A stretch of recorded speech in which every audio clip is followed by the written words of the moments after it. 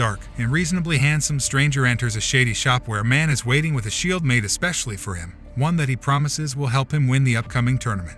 With a spoken spell, 3 snakes on the shield's surface come to life, and Valiant is told that during battle he can pin his opponents under the shield and let the snakes do whatever he commands. I will do anything you tell them to do.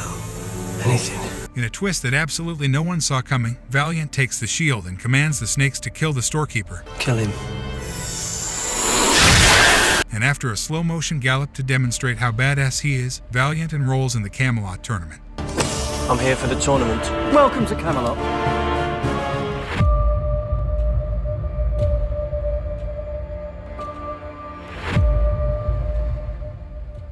Ready? Would it make any difference if I said no? Arthur and Merlin are training in the meadows outside the city. In his first day as Arthur's servant, Merlin gets repeatedly whacked around the head and body with a sword until he collapses on the ground. Back in the physician's quarters, a sympathetic Gaius massages Merlin's shoulders but slaps the back of his head when Merlin once again resorts to magic for simple tasks. When Merlin complains about the list of duties that he's expected to do, Gaius takes a moment to defend Arthur. He is a future king. People expect so much of him. He's under a lot of pressure. Merlin seeks help at Guinevere's house. As the daughter of the blacksmith, Gwyn can identify all the various pieces of armor and show Merlin how to strap them on. However, he's still having trouble when the time comes to fit up Arthur for battle and needs to be reminded to give him his sword. My sword? Oh yeah. On the tournament grounds, King Uther welcomes the assorted knights to the competition, announcing Prince Arthur as the reigning champion and promising 1,000 gold pieces to the winner. Morgana and Guinevere watch from the stands. Before Uther joins them, he stops by Arthur and pointedly claps him on the back. I trust you will make me proud. There is a montage of the knights fighting, at the end of which Valiant approaches Arthur and congratulates him on his victories. May I offer my congratulations on your victories today? As he leaves, Merlin quietly calls him a creep and gets his first smile out of Arthur. In the throne room, the competitors line up to meet Uther, and the king commends Valiant for his fighting. On introducing him to Morgana, Valiant kisses her hand and asks her if it's true that the winner of the tournament gets to escort her to the feast. Took my lady to the feast, That's correct. and I will give everything to win the tournament. A few paces back, Arthur watches with a wry smile as she confirms this. When it's Arthur's turn to greet Morgana, Guinevere watches with amusement as Morgana drops Valiant's name into the conversation, and Arthur accordingly rises to the bait. The next morning, Merlin enters the armory and is distracted by a hissing sound. He leans down over Valiant's shield and sees one of the snake heads blink at him. Before he can investigate further, Valiant interrupts him with the point of his sword and sends him on his way. You best be on your way. Right, yeah. In Arthur's quarters, Merlin easily gets Arthur into his armor without forgetting anything, at which point Arthur voices his begrudging respect.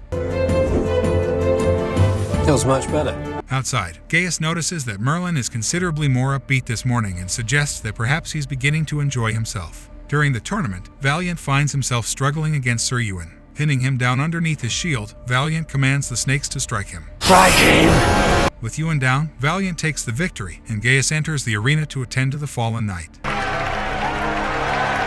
In the physician's chambers, Gaius examines Ewan's body and notices the snake bite on his neck. Looks like a snake bite. This rings a bell with Merlin, and after he hears that Ewan will die without venom from the snake to concoct an antidote, he goes to investigate further. At Valiant's door, Merlin watches as Valiant feeds a mouse to the snakes on his shield and is very nearly caught in the act of spying.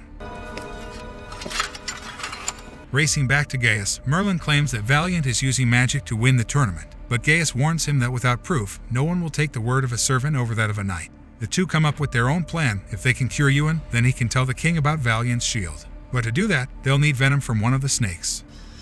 But how we get the antidote?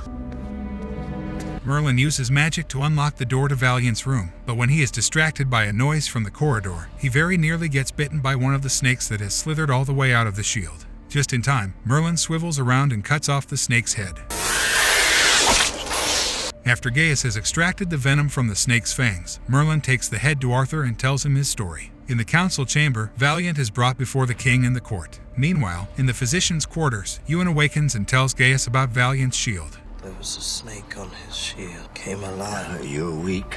After reassuring him, Gaius goes to fetch some herbs, at which point another snake slithers down from the rafters to finish Ewan off.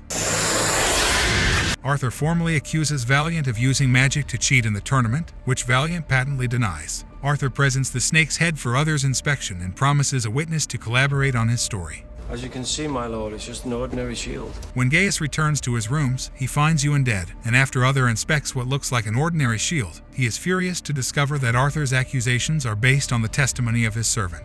However, Valiant plays the gracious knight card and requests that both Merlin and Arthur be pardoned for their mistake. Arthur is forced to apologize. Please accept my apology. Accepted. Back in his room, Arthur blames Merlin for his humiliation in front of the court and fires him. Merlin heads for the dragon's cave and insists that he can't possibly be the person that the dragon thinks he is. You've got the wrong person!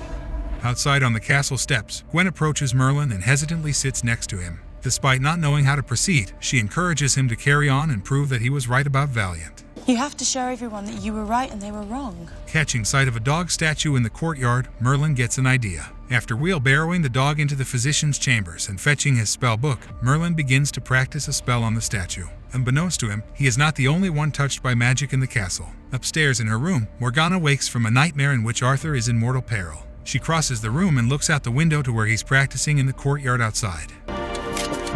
That same evening, unable to get the spell to work properly, Merlin goes to Arthur's chambers and urges him not to fight on account of Valiant's shield. Arthur admits that he does believe that Valiant is using magic, but he can't withdraw on account of being thought a coward. Arthur is having his armor fitted by another servant when he's interrupted by Morgana, who takes over. She tells him that she used to help her father with his armor when she was younger, and then gives him a heartfelt warning to be careful as he leaves the room. Arthur, be careful. As Arthur and Valiant begin to fight, Merlin's spell finally works, and the dog statue comes to life. I did it! Trapping the rather ferocious dog in his room, Merlin races out to the tournament grounds. The fight comes to a brief halt when Arthur knocks Valiant's helmet off and wins himself a cheer from the crowd when he removes his own helmet to even the odds. Waiting for his opportunity, Merlin utters his spell and watches in triumph as the snakes prematurely emerge from the shield. Recovering quickly and with nothing left to lose, Valiant orders the snakes to kill Arthur. Kill him! Having lost hold of his sword during the fight, Arthur is defenseless. Morgana grabs the sword from the knight sitting next to her and throws it to Arthur. He uses it to dispatch the snakes and then runs Valiant through, proving to the audience that the bad guys on this show aren't just going to be shipped off to jail when their evil schemes are foiled. That night at the banquet, Arthur introduces Arthur as the champion of the tournament. Your champion.